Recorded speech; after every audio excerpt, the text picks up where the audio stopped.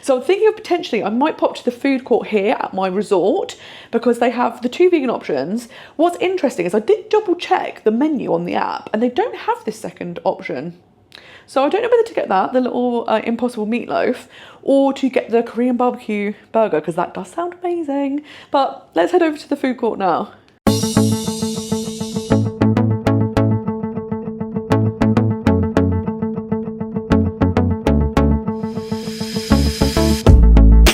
So I am now arriving at the food hall. It's called Intermission Food Court, and that was maybe a 5-minute walk, even though I'm in the building furthest away, so it's super, super close.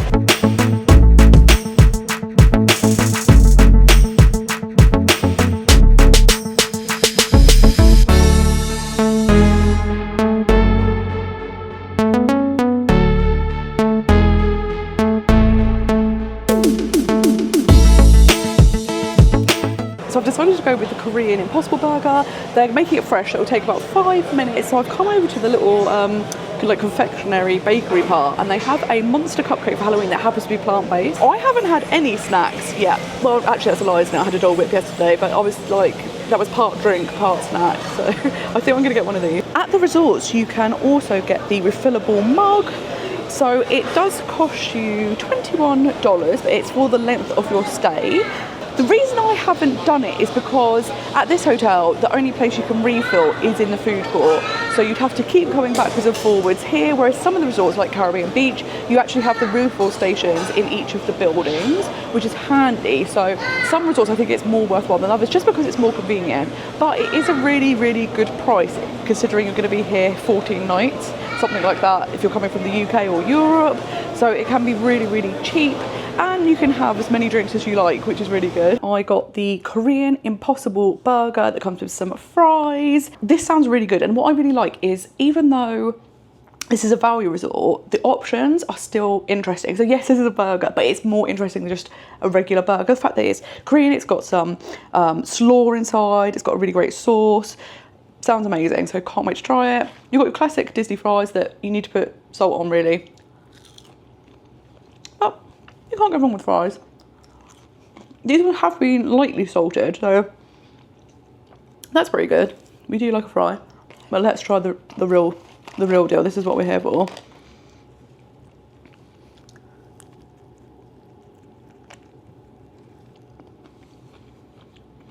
That's nice. You've got like the crunch of some cucumbers underneath. The Impossible Burger is cooked nicely. You get the slaw on top, which is a little bit, tiny bit of spice, like the tiniest amount of spice. And the sauce is quite nice and rich, but didn't get a lot of everything. So let's keep going. Once you get into the middle and you get all of the sauce, I think it's, I'm going to pronounce it wrong, Gukokchan sauce. Is that what it's called? You know what I mean? That's really nice. It does have a little bit of spice. I'd say maybe 2 or 3 out of 10. So not super spicy, but just a little kick. The fresh cucumber goes so well with this. It really, really adds to it. And then you have a little crunch from the slaw on top. This is a really nice burger. And Impossible is one of those brands that if you didn't know it was vegan, I don't think you'd know. So this is a really, really good option. Considering it's from a value resort, literally incredible. That was a really, really tasty burger.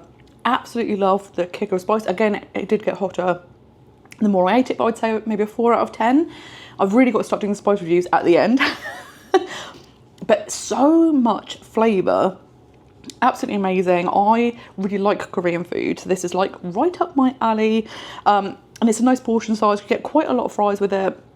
So it's a really, really good meal, and it's not too expensive either, which is something that's really good about quick service restaurants, that if you're looking to do a trip more on a budget, there's so many quick service options and they tend to be quite good. They're around kind of like the $14 mark, which is not bad at all for a major theme park. You can get this at all of the value resorts. So if you're staying at any of the value resorts, you can get this and give it a try because it is very, very tasty. Plus, the other thing that they had was this Monster Cupcake. This is for Halloween. It is a special. It looks very cute. It is a chocolate cupcake with some vanilla frosting, obviously nice and green, with a little bit of monster eyes on it. This is really hefty. It feels very, very big. So I think I'll have a little bit now and then I'll save the rest for tomorrow for breakfast. But let's see what this is like. Okay, cheers.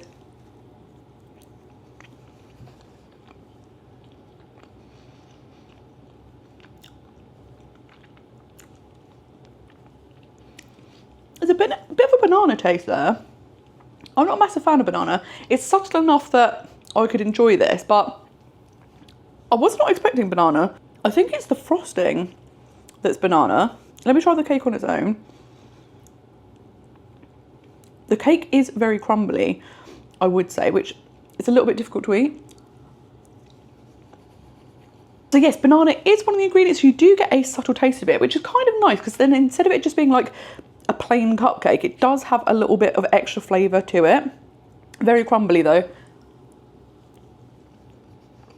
The frosting is very, very smooth and light. Sometimes frosting can be like overly sweet and they're just like, oh. This isn't that, which is nice. It's like the right amount of sweetness. Like I said, the cake itself is kind of crumbly, so it can be a little bit difficult to eat. But again, it's a nice flavour. So I think this is a really good little Halloween snack. Sadly for vegans, they don't often do many Halloween treats. So if you go to Mickey's Not So Scary Halloween Party, there's no specialty treats that you can buy at that event that are vegan, which is such a shame. So I am glad that you can get this. I think you can get this at all the value resorts. But if I was Disney, I'd just throw this in Magic Kingdom as well at the party. Like, yes, it's not, you know, mind-blowing. Other people are getting better Halloween snacks, but at least there would be one vegan option. So yeah, I think this is a good option, and I'm gonna have a little bit more, but then save the rest for breakfast tomorrow, which cake for breakfast is a pretty good day.